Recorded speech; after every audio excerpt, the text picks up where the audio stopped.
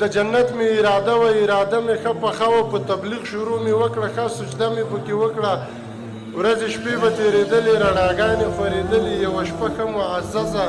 د جمعې و مبارکه خپل عمل ته مې لږ سوچ شو، خپل عمل را باندې بوج شو،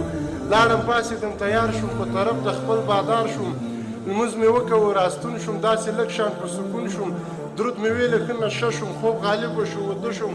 راولم مو مقصد ته خوب کې لاړم جنت ته، د جنت داسې نظام و ښکلي ټول پکې لیلام و.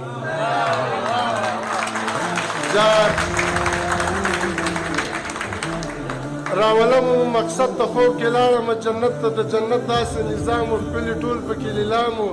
حورې دنګې نرۍ غاړې هره لاره کې ولاړې د شرابو ویالې ډکې، نه دا جنګ و نه ټوپکې زندګي وله خوشحاله تله غوږ شه کلیواله،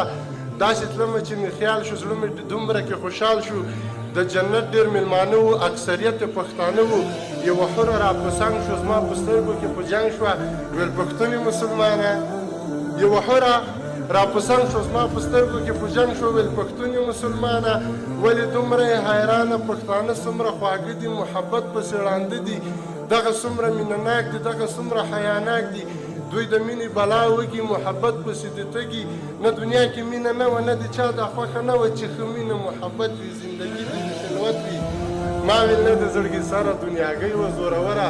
دنیا نه تږي وږي راغلو موږه خبرو دلته حورې دي مینه.